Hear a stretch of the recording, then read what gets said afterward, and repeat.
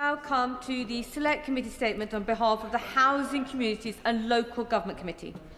Florence Eshalomi will speak for up to 10 minutes, during which no interventions may be taken. At the conclusion of her statement, I will call members to ask questions on the subject of the statement. These should be brief questions and not full speeches. Can I emphasise that questions should be directed to the Select Committee Chair and not the relevant Government Minister? Front benchers may take part in questioning. I call Florence Eshalomi. Thank you, Madam Deputy Speaker, and I'm grateful to the Backbench Business Committee for allocating time for this statement. This week, the Housing, Communities and Local Government Select Committee published our fourth report, which looks at the conditions of homes in the social rented sector. This is the first in our series of outputs as part of our broader inquiry into the conditions of homes. We've also been looking at the conditions of homes in the temporary accommodation and the private rented sector and hope to publish our report later on, but for this we are focusing on social housing. Over the last 25 years, there's been substantial progress at improving the condition of social homes. In 2001, the last Labour government introduced the Decent Homes programme to address the large backlog of disrepair that had built up in council homes. They set a target to bring all social homes up to a decent standard by 2010. To achieve this, registered providers were given 9 years to bring their homes to a minimum standard. This target was ultimately missed, but the programme was not without its success. Over 1 million homes were improved by works carried out on this programme. By April 2009, the rate of homes that failed to make decency had fallen down to 14.5%, down from just 40% at the start of the decade, so a significant improvement. Progress at bringing social homes up to minimum standards has continued to be under successive governments, but at a slower pace.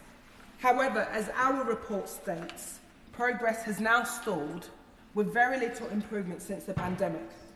The latest findings from the English Housing Survey estimated that around 430 social homes failed to meet the basic standards of decency.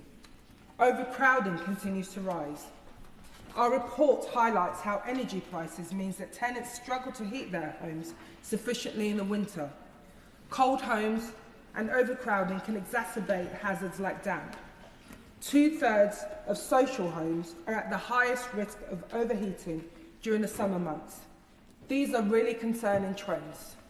The government has been clear that it wants to deliver transformational and lasting change to the quality and safety of social homes over the next decade. The government has made good progress.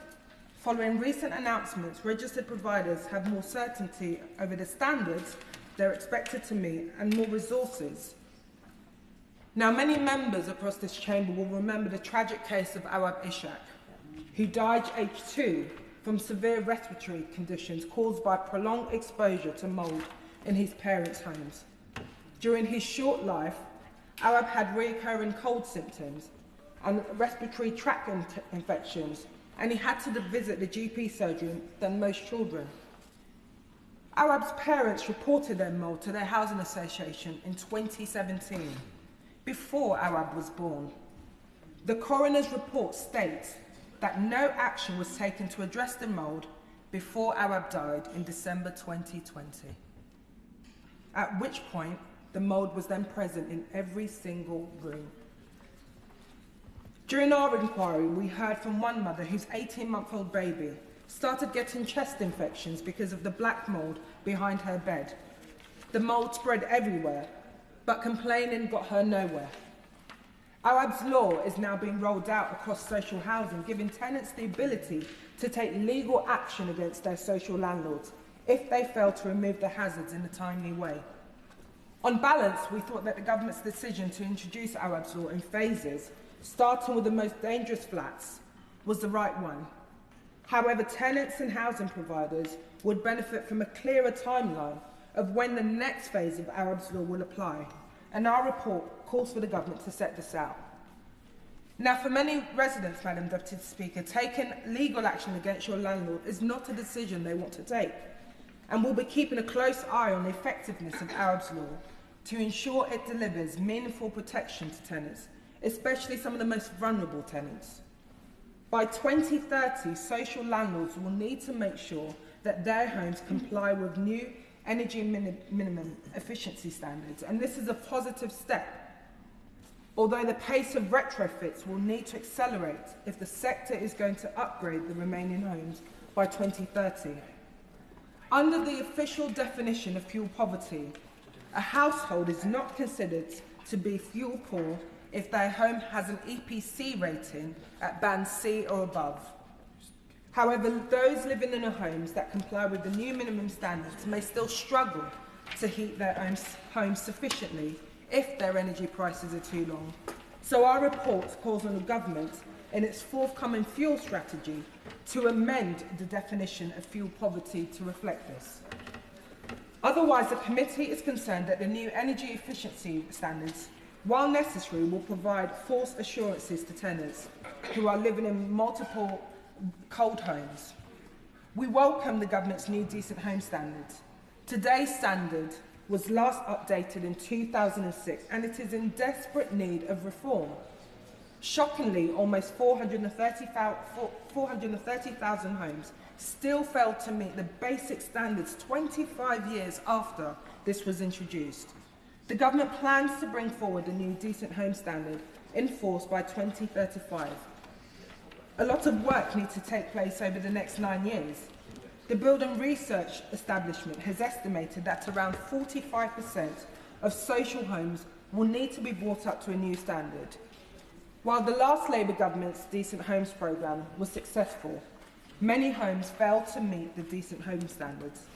The government's new decent home standards will improve the quality and safety of homes. However, we do not want to find ourselves in a situation in 2030 in which a large proportion of homes have still not been upgraded. 2035 is already too long for many of our tenants to wait. They must not be told to wait longer. That is why we are recommending that the government should introduce interim targets to stipulate the percentage of social homes that should be upgraded to the revised decent home standards each year before the standards comes into force in 2035. This will help to demonstrate and reassure residents and the public that progress has been made. We are also asking the government to introduce a progress to periodically review and, if necessary, update the decent home standards at least every 10 years. As I mentioned earlier, Madam Deputy Speaker, the government has made good progress, which is welcomed. The sector now has clarity which it needs to meet the standards. Changes to the rent settlement will help registered providers improve the quality of their homes. However, we are concerned that these steps alone will not be sufficient to deliver the improvements the government wants to see.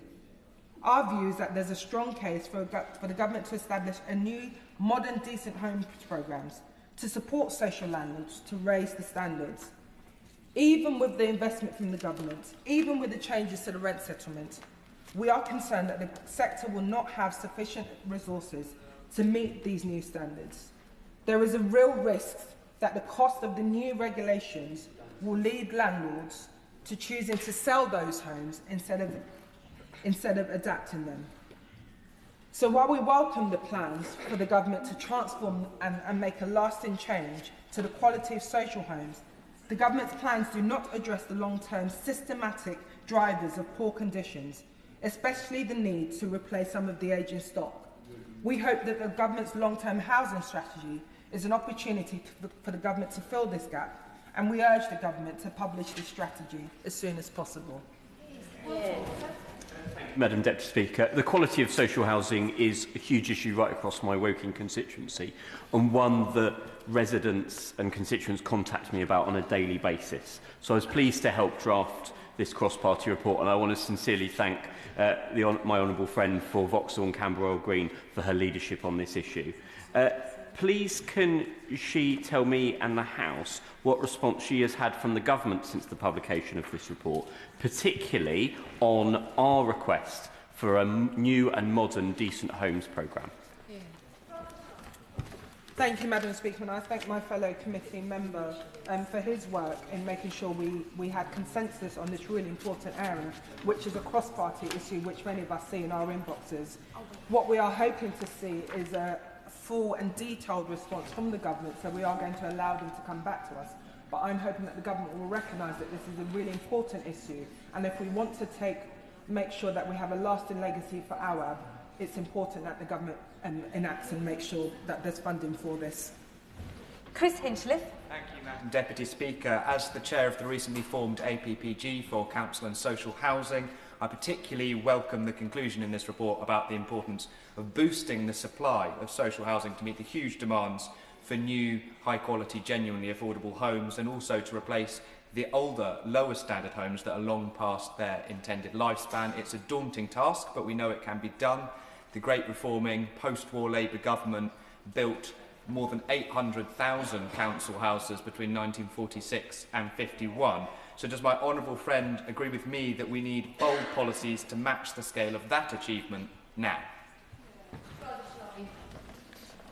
I thank the honourable member, and I know that, like many of us, he's a proud advocate for us making sure that this government honours its commitment around building new social homes. It is important that we do look at the range of avenues available to house builders, councils, developers, and most importantly that the government continues to fund that. So I'm hoping that he may be aware that the Affordable Homes Programme prospectus just opened this month in February, and we are asking, the government is requiring councils, developers, housing associations to come forward with those bids, and we are very much hoping that a number of those bids will be for new, high-quality, family-sized social homes. Jim Shannon. Speaker, can I thank the chair of the committee and the committee for the report. I declare an interest as chair of the Healthy Homes and Buildings, and this issue, this very critical issue, is critical to us and centred to us in trying to find a way forward. In Northern Ireland, as an MP, I get this issue every week. The importance of the recommendations and the detail that the Honourable Lady and the committee have brought forward, could I ask, please, that they would be shared with the housing executive, the major social housing provider in Northern Ireland, but also the housing associations. This is significant, and I think they need to know. I always thank the honourable member for his wonderful and timely interventions on many issues across the House. And as I mentioned in my opening remarks, the issue of conditions in homes is something that will impact all of us as constituency MPs right across the UK. It's a big issue we see weekly in our inboxes at our advice surgery. So it's really important that we share any areas of best practice and any areas that we can learn as well from other regions in the UK. Ribeiro-Addy. I thank my honourable friend and constituency neighbour for this excellent report, and I wanted to ask her if she agrees that sometimes in this situation housing associations try and have the heat taken off them by employing management agents, and when constituents go and approach them for repairs and such, they often back them back between each other. I have a particular incident on Darkest Howe Apartments on Brixton Hill, where Notting Hill Genesis, who are the housing association, and Crabtree keep shirking responsibility to who has to provide some very vital changes. For example, people not being able to have heating between November and January, which were obviously the coldest months. Do you think that more should be done, and perhaps we should be able to better hold them criminally liable for some of the situations that they put our constituents in?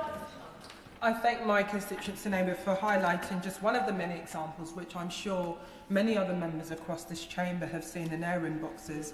I think it's really important that we recognise for a number of the housing associations that receiving government grants to build these homes and the way they treat their tenants, it's important to direct residents to the regulator of social housing and other avenues that residents may have, and I'm hoping that the issue around management will come up in the forthcoming common hold and leasehold legislation. That is the end of the Select Committee statements. Anybody wishing to leave the chamber should do so quickly and quietly.